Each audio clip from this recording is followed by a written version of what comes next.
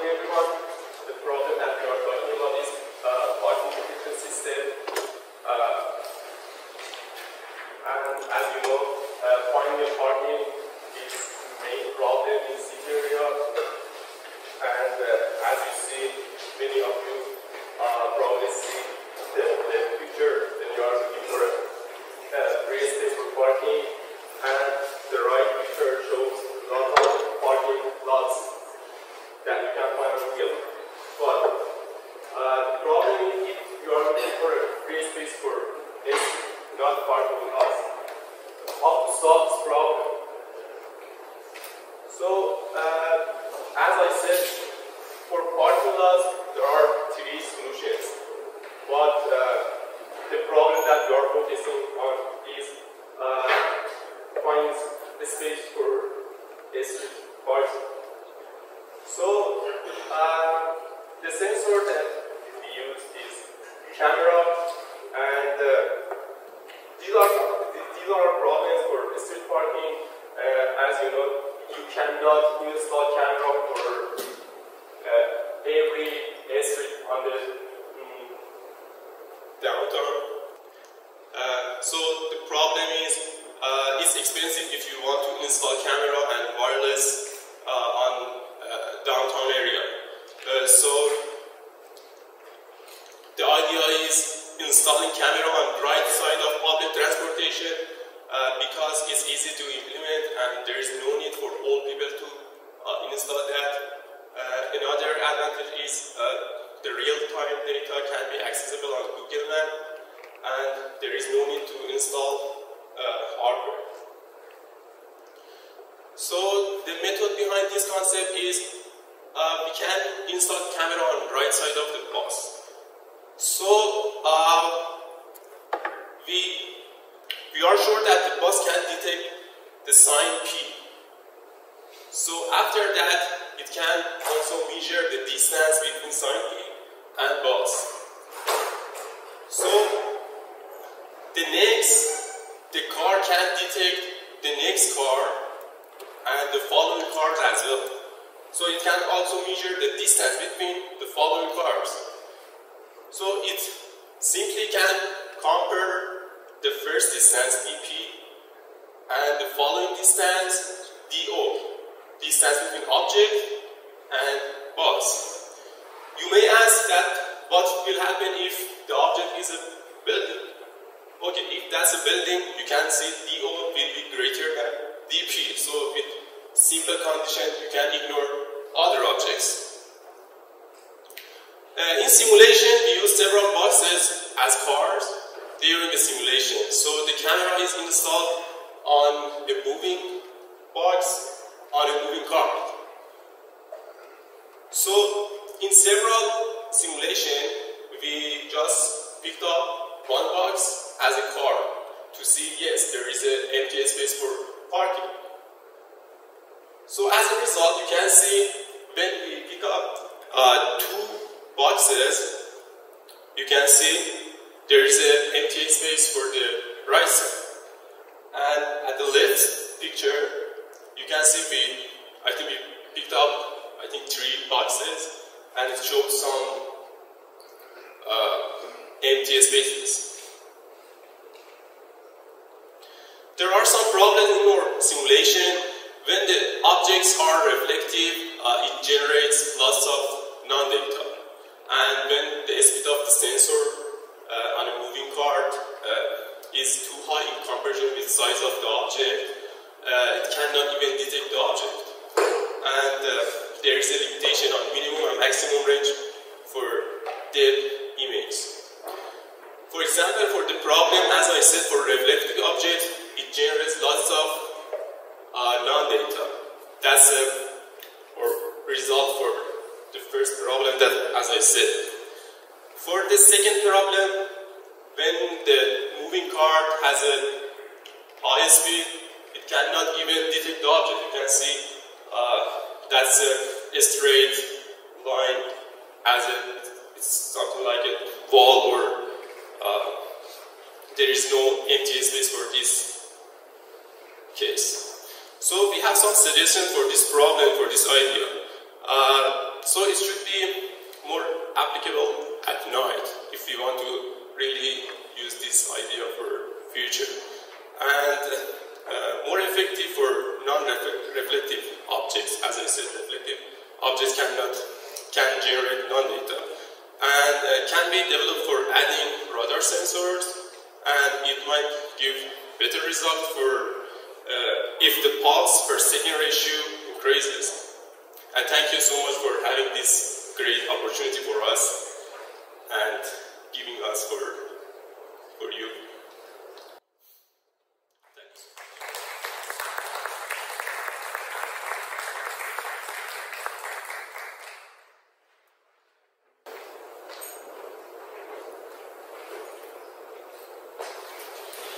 So thank you very much. I think we have time for feedback and any questions from the judges and from the audience in general. We'll start by the judges.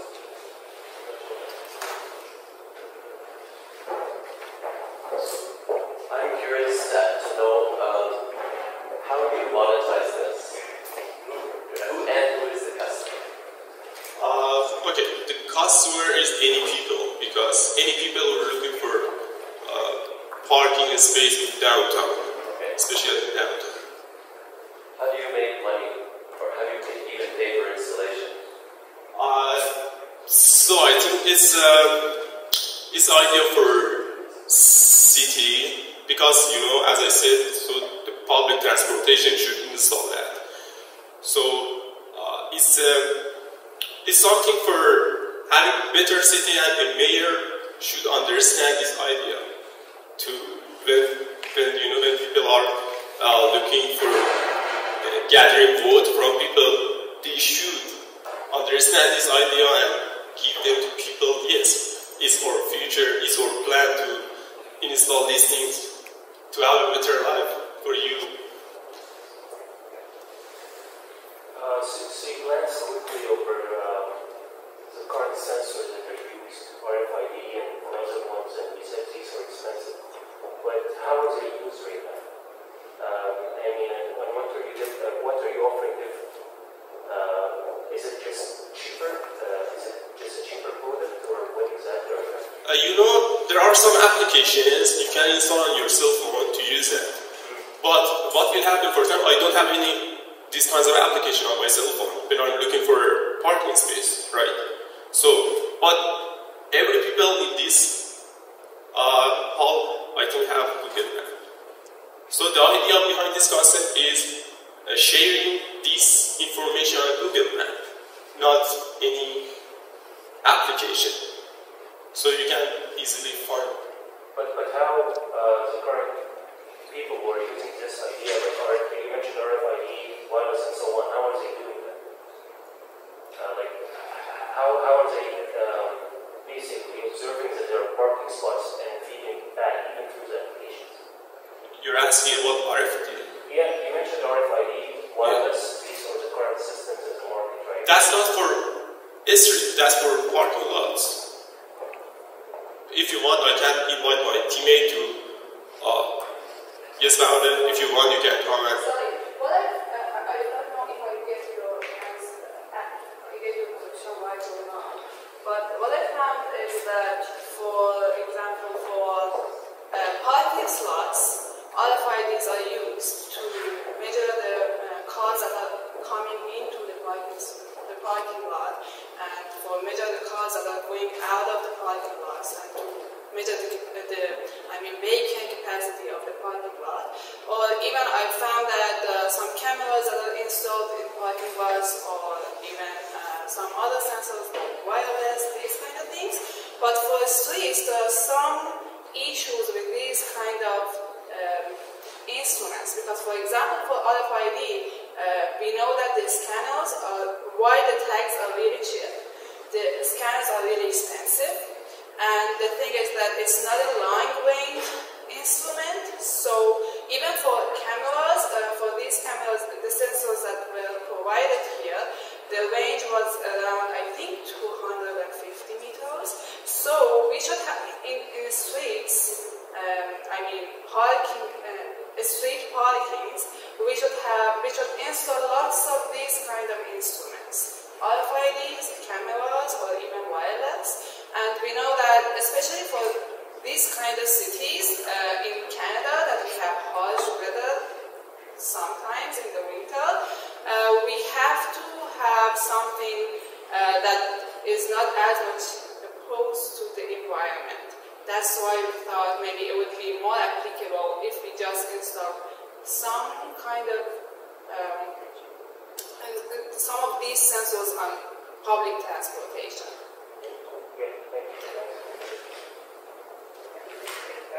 So interesting idea.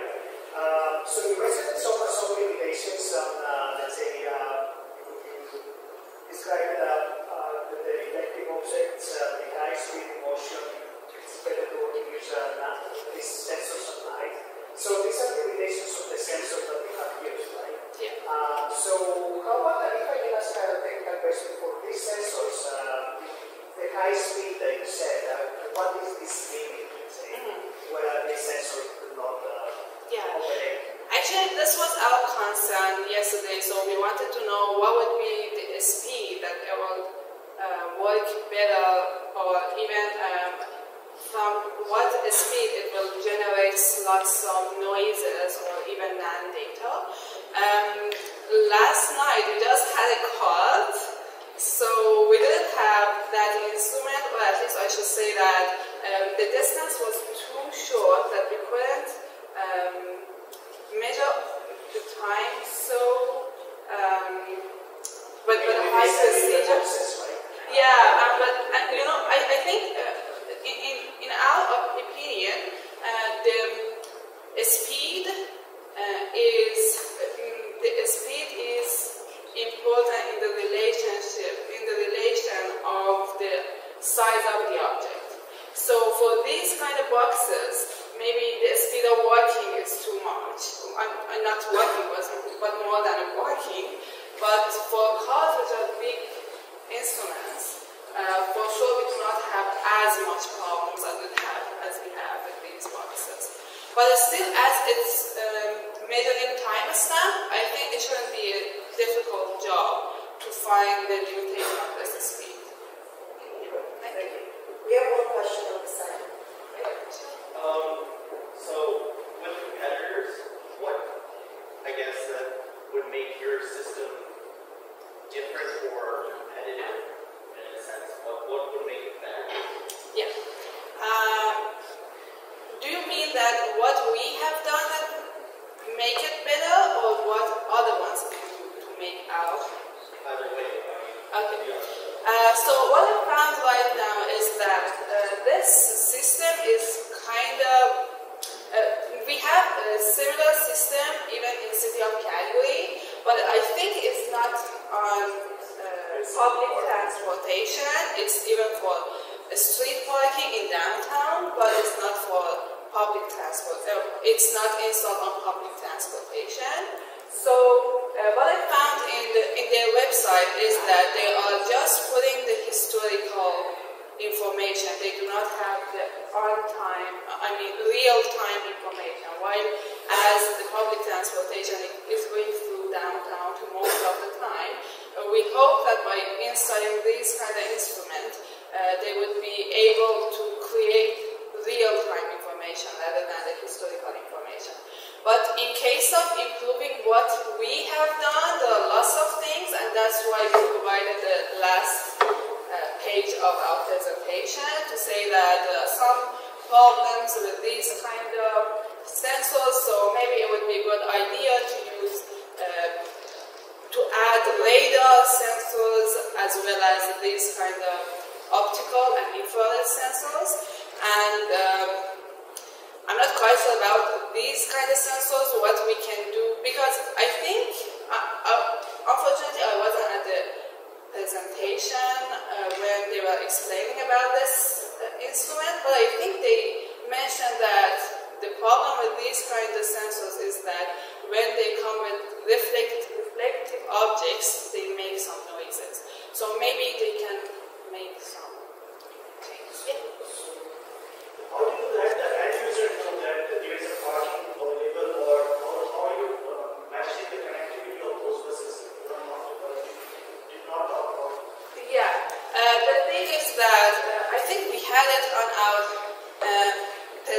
presentation as well. What we thought is that most of public transportation are connected. The third one, it can be real-time data that can be accessible on Google Maps. So most of public transportation have Google Map or even their map. So when we want to use the public transportation, we can even check their position via their applications or even via Google Map. So we thought that it would not be a big issue to upload this kind of information on Google Map. One more question? So, I think that there may be a bit of an issue in terms of demand and demand for parking slots and trying to search for one in time, because we have several issues. We have blind spots in terms of public transportation being not take a certain route. Yeah. So you never notice that there's a parking spot Yeah. there. And you have blind spots in time. So public transportation may be only like 15 minutes between each bus. Yeah. So by that time, I guess 15 minutes I can cover several blocks from find myself there as well. Yeah, you're quite right.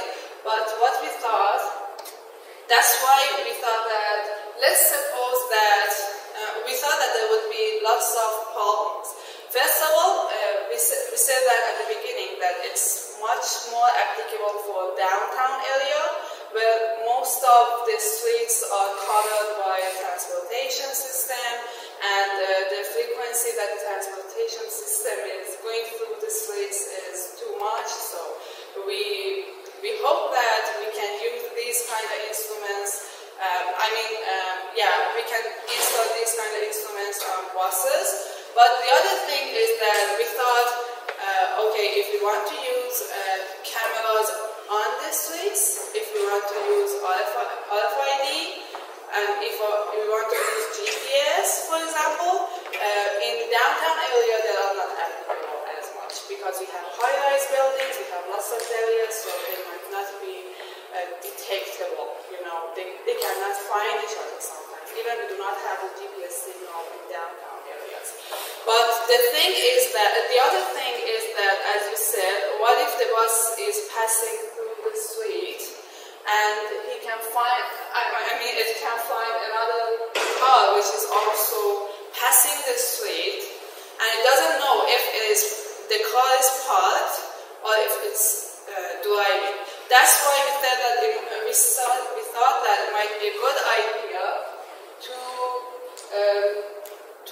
first detect this P sign, so we can measure the distance between the bus and the P sign, and then when we are going through, if the distance is much less or more than that, we can say that this is another object in the street, beside the street, or a passing car. But if the distance is kind of the same, so there is a parking car.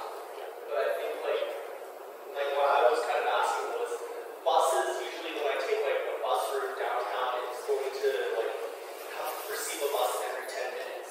So that's the frequency that you see a bus. So that's the frequency that street gets updated. So in that time, if demand is already really high for parking spots, you're probably going to see a customer pick that parking spot in less than 10 minutes without even using your app. So then wouldn't it not be practical in a downtown sense for the system? Yeah, for sure it should be much more developed, but right now I have two answers. First of all, you are waiting for one bus to come, and it comes in 10 minutes. But what if you want to measure all the buses that are coming? For example, in one bus stop, there might be 3 buses coming. So if each of them are, the interval of their coming is 10 minutes, so in each kind of 3 minutes, they are going through that street. The other thing is that we can use these kind of sensors also on cabs, which are again So they are going faster, and as I said, we want to make an improvement to what we have right now. And I know that in Calgary, in city of Calgary, right now we have these kind of maps, and this is what I get from the Calgary city of Calgary. But it's a historical map, so it's not real time, and you can just figure out if there might be an empty spot in that street just by statistical data, while this might be more real time. I just have one quick question. So we have 10 minutes. I think it's time for just want to get any feedback. Any final discussion? Sure. I just have one question regarding locating here. How do you locate, like, where exactly the bus is in downtown? Like, I mean, it depends on the camera. I have to know if there's a parking spot or no, or is there a parking, like, there's a basically a gap somewhere on the street. And how do you locate yourself? How do you locate? How do you know, like, right now, for example, I'm on 14th Street, where is the location aspect? Actually, buses, especially in Calgary, as I know, have their own applications, and their location is also available on Google Maps. So they have their online application all the time. And at the same time, the other thing is that we can put the sensor at the right side of the bus. So when it goes through the street, it can see all the spots, and when it detects an empty space, it can have the coordination of that space. So yeah. So basically, like, if the bus is using, for example, GPS, inertia, whatever, you guys are gonna latch onto this position, kind of integrate with it, and know that it's, so kind of your idea also depends on the accuracy of what the localization system or the positioning system the bus has, right? Yeah. Like, is it too accurate? Is it not? You guys are not aware of that. Yeah, sure. Yeah. But I think maybe sometimes by putting some signs, because it's optical camera, we can adjust the position of the spot. For example, it's in front of one of the shops, and we know even on Google Maps where exactly the shop is. So if we can take the shop sign, then we can find out. I mean, we can adjust the position more